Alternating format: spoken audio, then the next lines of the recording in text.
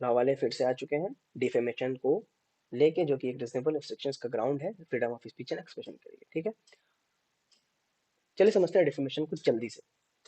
Defamation is the injury to the reputation of the person. किसी के reputation पे अगर आप इंजरी करते हो, हार्म करते हो, तो वो डिफेमेशन मानी जाएगी। ठीक है, सालमन के हिसाब से डिफेमेशन एक फॉल्स और डिफेमेटरी स्टेटमेंट की पब्लिकेशन है जो कि किसी और के लिए की गई हो without lawful justification. I hope आपको इतना समझ में आ गया होगा, इतना कोई खास नहीं है, आप इसको अपने खुद से वर्ड्स में भी लिख सकते हो। ठीक है, जितना यहाँ रिलेवेंट था मैंने बताया। नेक्स्ट, एजेंशियल्स पढ़ लेते हैं। एजेंशियल्स क्या क्या होते हैं कि statement must be defamatory.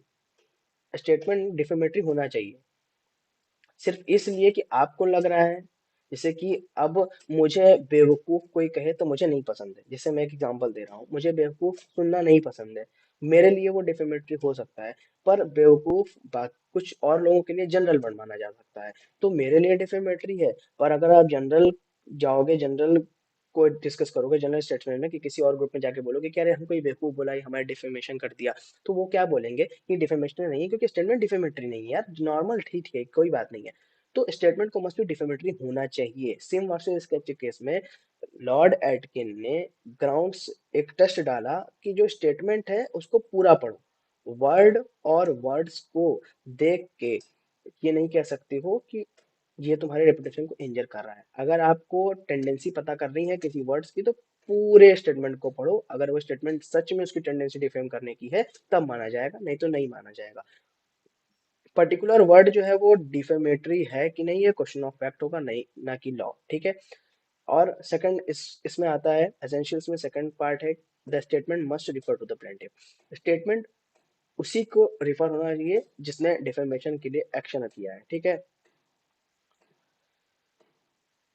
Plaintiff ने जो एलेज किया है कि डिफेमेटरी स्टेटमेंट है, तो प्लेंटिफ को सच में एलेज, प्लेंटिफ को ही वो डिफेमेशन होनी चाहिए, प्लेंटिफ के लिए ही होनी चाहिए। ठीक है, अच्छा इसमें एक केस है उससे जल्दी समझ में आएगा, ई Houston company versus company B Jones. इसमें संडे क्रॉनिकल्स नाम से बुक पब्लिश होती है, बुक मैगजीन पब्लिश होती है। मैगजीन में एक कैरेक्टर होता है जिसका नाम होता है आर्टिमस जोन्स। आर्टिमस जोन्स को कहा जाता है कि वो चर्च वार्डन है, वो मोटर डी फेस्टिवल में किसी वुमेन के साथ घूम रहा है जो कि उसकी खुद की वाइफ नहीं है। ठीक है, पर इसी के कंट्राडिक्टरी पार्ट में आर्टिमन जोन्स जो थे वो सच में एक पर्सन था, रियल में एक पर्सन एग्जिस्ट करता था जो कि बैरिस्टर था, ना कि चर्च वार्डन, और वो कभी मोटर डे फेस्टिवल में गया ही नहीं था। ठीक है, तो जब उसने ऐसे ऐसे मैगजीन्स को पढ़ा, तो उसका जब उसको लगा कि हाँ हमारा डिफेमेशन हुआ है, और सच में हुआ भी था क्योंकि सोसाइटी उसके बारे में अजीब अजीब बातें कर रही थी, तो उसने कोर्ट में एक्शन लिया, और कोर्ट ने में जाके डिफेंडेंट ने क्लेम किया कि हमें नहीं पता था कि अर्टिमा जोन्स नाम का कोई एक ऐसा आदमी है, हमने फिक्शनलाइज कैरेक्टर को पुट किया था और मेरे राइटर को नहीं पता था। तो कोर्ट ने कहा कि आपको नहीं पता था पर ऐसा आदमी एग्जिस्ट करता है, तो वो ये डिफेमेशन मानी जाएगी। ठीक है, आपको उसको कंपनसेशन देना पड़ेगा, आपके ऊपर चार्ज डिफेमेशन के लिए लगेंगे। अच्छा, नेक्स्ट क्या है, स्टेटमेंट मस्ट बी पब्लिश्ड। ए ने बी से कुछ कहा जहां पे कोई नहीं था, अकेले में सिर्फ ए और बी थे। ए ने बी को कहा कि तुम चोरी करते हो, तुम चोर हो, तो बी कहता है कि मैं जा रहा हूँ कोर्ट, मैं तुम्हारे खिलाफ जाके फाइल कर दूंगा डिफेमेशन का केस। तो ए बोलता है ठीक है जाओ जाओ जाओ। जब वो कोर्ट जाता है तो पता लगता है कि ऐसा हो ही नहीं सकता है, क्योंकि दो लोगों के बीच की बात कभी भी कोर्ट लेता ही नहीं है। पब्लिश कहाँ हुआ है, प्रूफ कैसे दोगे कि उसने हमको कुछ बोला है, वो जाके कह देगा कि हमने नहीं बोला है। तो मतलब सीधा सा मतलब ये है कि दो लोगों के बीच की बात को डिफेमेशन के अंदर एक्शन नहीं लिया जा सकता है। ठीक है, काइंड्स ऑफ डिफेमेशन आते हैं, इसमें दो काइंड्स होते हैं, लिबेल एंड स्लैंडर। लिबेल मतलब क्या होता है, publication of a defamatory statement in permanent form, writing pictures etcetera, ये सब जो चीजें होती हैं ये सब परमानेंट फॉर्म मानी जाती हैं। ठीक है, एक बार छप गई तो बहुत ज्यादा मुश्किल होती है इसको हटाने में। तो लिबेल जो है वो पब्लिकेशन ऑफ डिफेमेटरी स्टेटमेंट है परमानेंट फॉर्म में। इसके दूसरा पार्ट है स्लैंडर। पहले उसके पहले मॉनसून वर्सेस टुसैड्स का जो केस है उसको पढ़ते हैं। मॉनसून वर्सेस टुसैड्स के केस में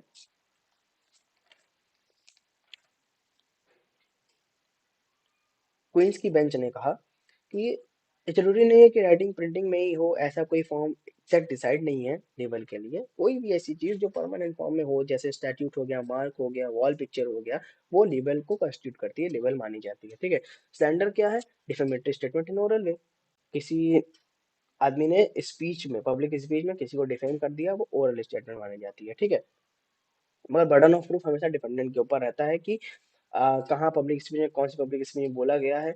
तो ये आप बताइए। पर आजकल के ज़माने में ये भी एक तरह से बहुत बड़ा ग्राउंड है, क्योंकि पब्लिक स्पीच में अगर आप कुछ भी बोलोगे, अगर वो रिकॉर्डिंग हो गई तो वो उसको भी मिटाना मुश्किल है, जैसा कि आजकल होता है। नहीं मिटा सकते, इतनी जल्दी वायरल आती है चीज़ें आजकल, ठीक है। चलिए खैर आगे चलते हैं। डिफेंसेस डिफेंसेस क्या क्या मिलते हैं इसमें? Justified by truth. अच्छा, कोई भी स्टेटमेंट जो है डिफेमेटरी है, और अगर वो ट्रू है, डिफेमेटरी स्टेटमेंट्स अगर ट्रू ट्रू है, तो वो डिफेंसेस में आएंगे। डिफेंडेंट उसके अंडर डिफेंसेस ले सकता है, ठीक है।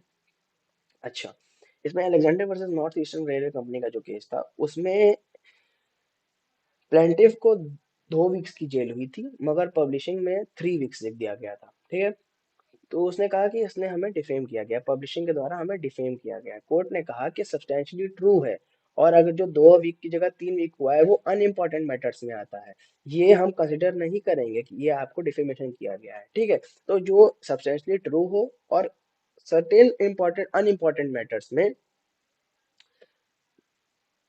जो इनकरेक्ट हो, वो क्या होगा, वो नहीं लिया जाएगा, ठीक है। वो कंसिडर ही नहीं किया जाएगा फिर, और डिफेंसेस में रखा जाएगा कि नहीं ये ट्रू रिपोर्ट है, कंफ्यूज मत हो जाना। फेयर कमेंट, फेयर कमेंट में फटक से ये है कि fair and must be based on facts. अगर फेयर कमेंट है तो फैक्ट पे बेस्ड होना चाहिए, ऑनेस्ट और रिलेवेंट होना चाहिए। थर्ड ये है कि प्रिविलेजेस मिल जाते हैं।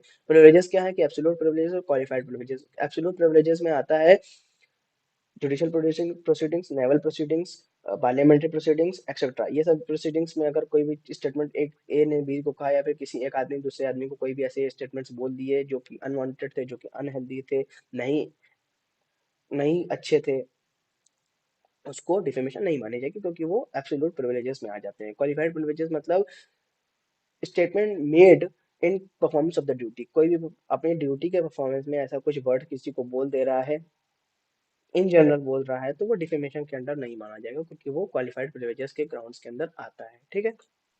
डिफेमेशन एंड फ्री स्पीच में अंतर समझ लो, उसको नोट कर लो। डिफेमेशन एंड फ्री स्पीच में ये अंतर है कि मान लो ए है, उसने इंस्टाग्राम पे या फिर कहीं भी पोस्ट किया कि I think B is cheating on his wife, तो बी इसके खिलाफ एक्शन नहीं ले सकता है, क्योंकि ए ने क्या कहा है, ए ने कहा है आई थिंक, उसने अपना ओपिनियन दिया है, और ओपिनियन फ्री स्पीच में आता है।